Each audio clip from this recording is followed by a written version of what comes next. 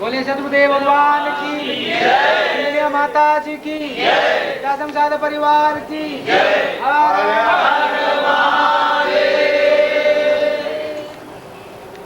बैठिए।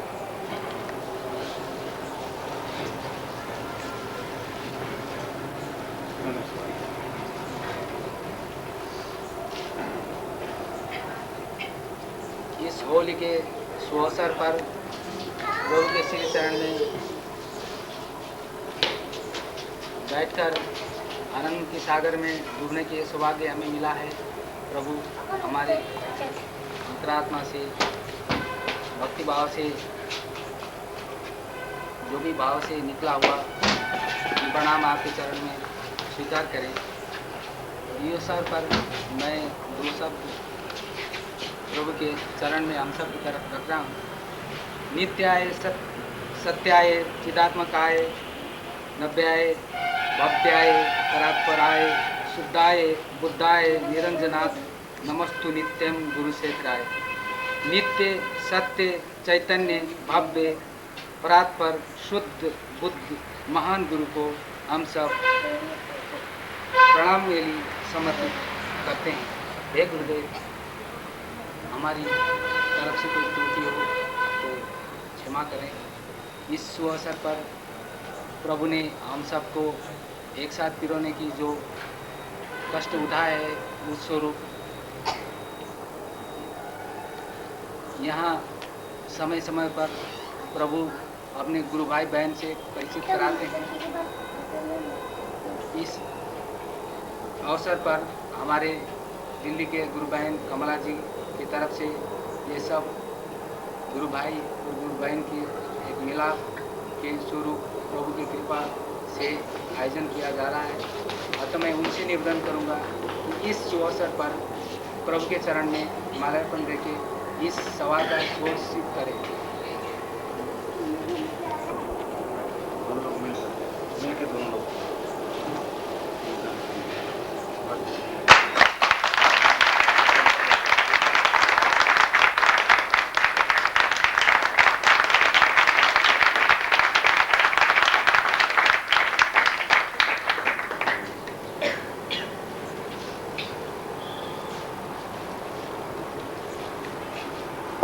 इस अवसर पर मैं ये कहना चाहूँगा कि हमारे गुरु भाई अरविंद जी का आज जिनका जन्मदिन है, हम सब की तरफ और प्रभु की तरफ से उनको ढेर सारी आशीर्वाद मिले, ऐसे ही प्रभु के चरण में निवेदन करते हैं।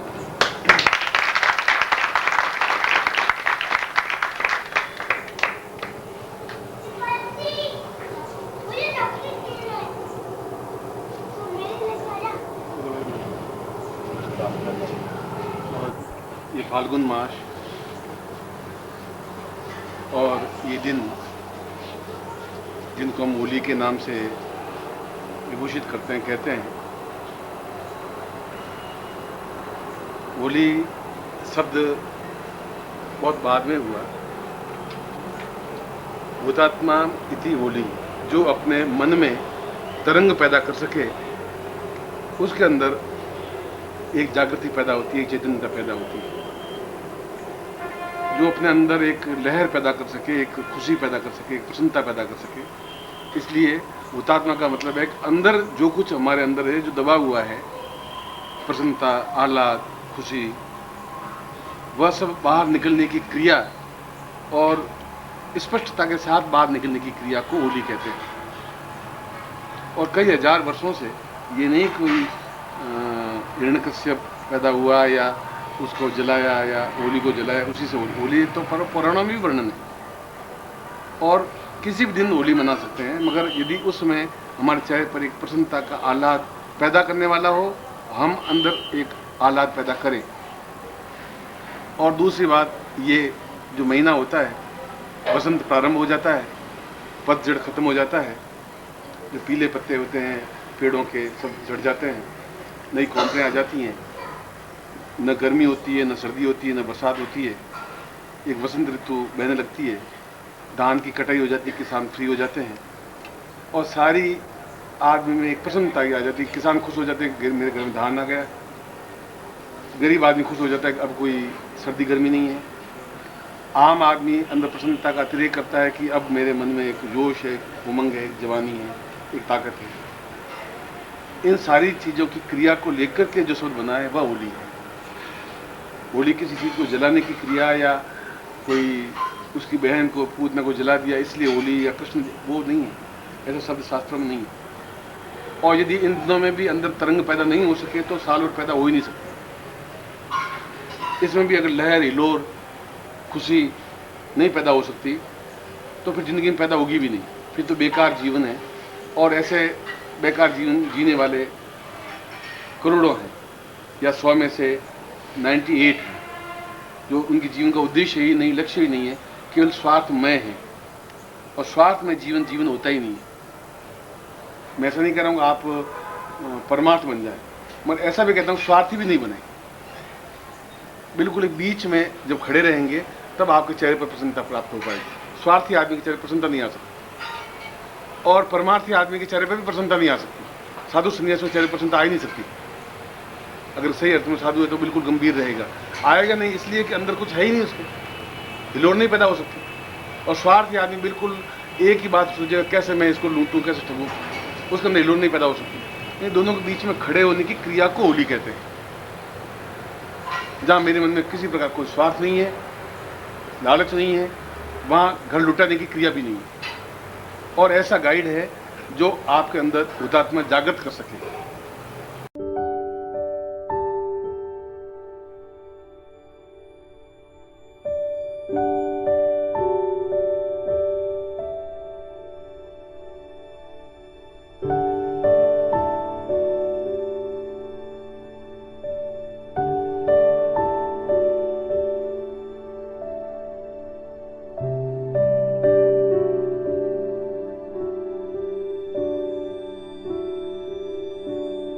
इसलिए गुरु को हुतात्मा कहा गया है, इसलिए होली को भी हुतात्मा कहा गया है, इसीलिए अंदर जो ईश्वर का वास है उसको भी हुतात्मा कहा गया है, इसलिए जो अंदर अग्नि है जठराग्नि उसको भी हुतात्मा कहा गया है। हुत का मतलब आहुति देना, आहुति देने का मतलब है बाहर जो प्रसन्नता की चीज है वो अंदर लेना, उसको व्यक्त करना है।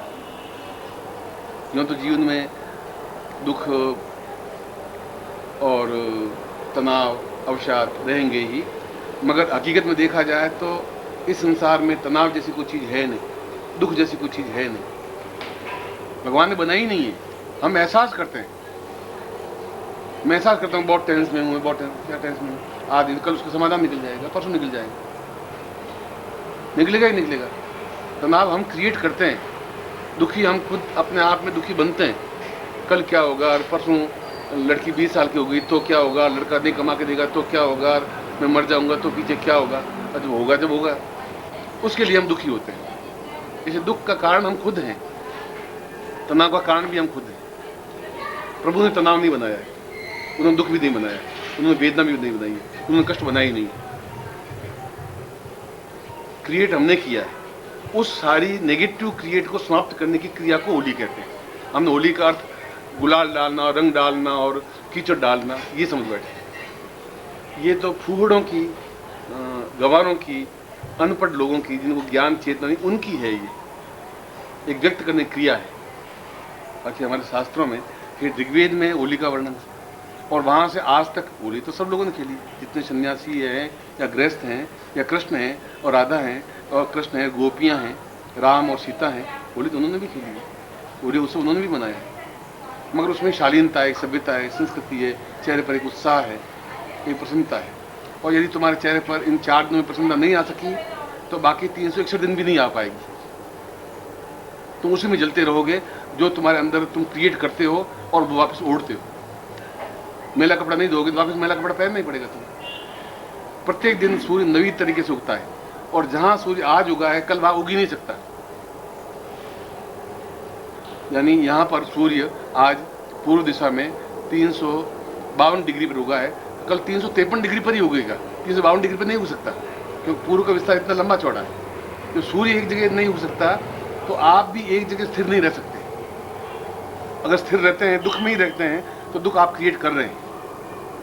यदि कोणार्क मंदिर में जाएं तो सूर्य मंदिर की विशेषता क्या है?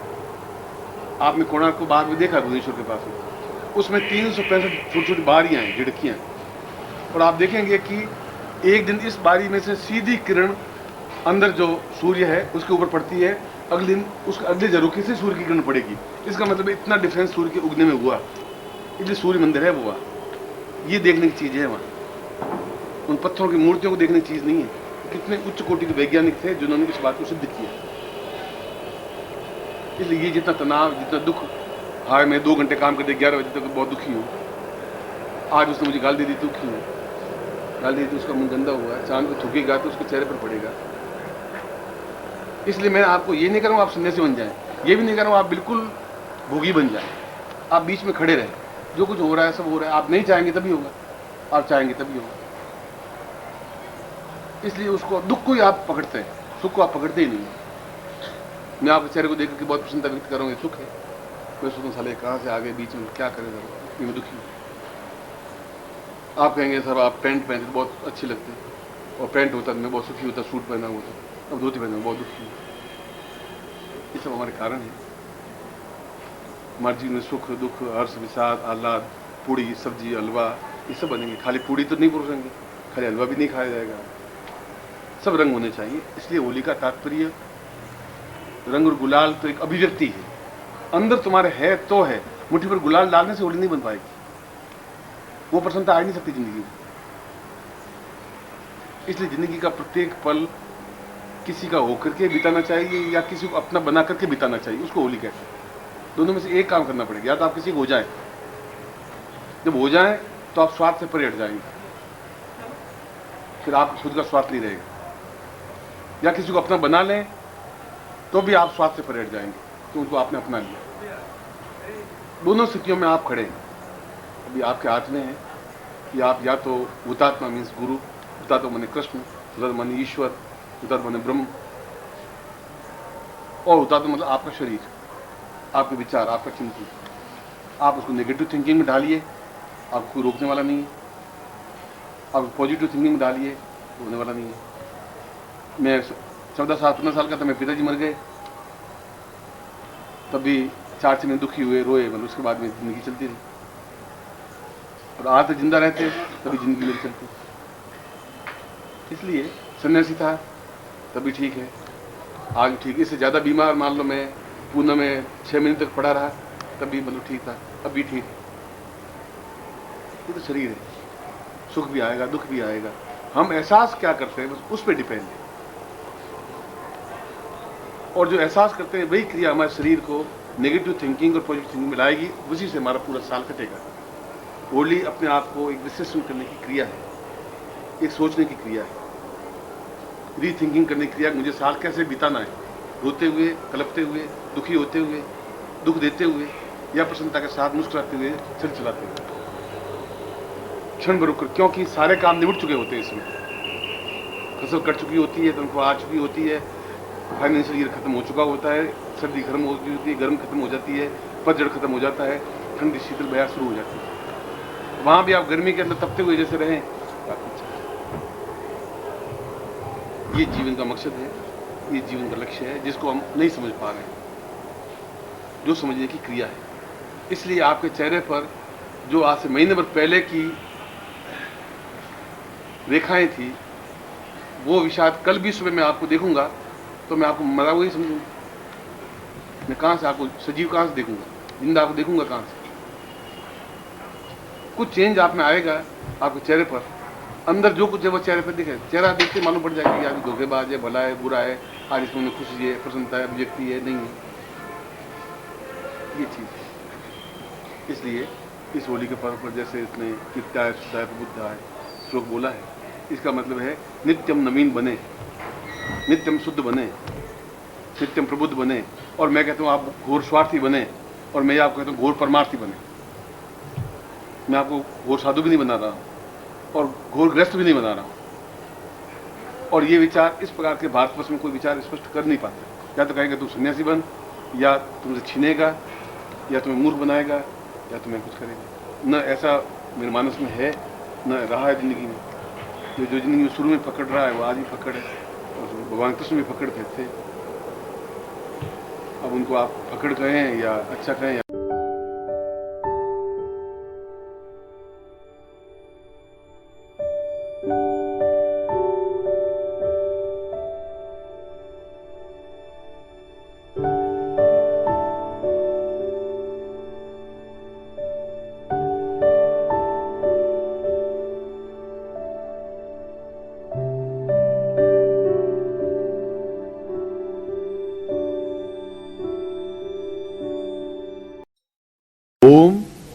परम तत्वाय नारायणाय गुरुभ्यो नमः। ओम ह्रीं मम प्राण देह रोम प्रतिरोम चैतन्य जाग्रय ह्रीं ओम नमः।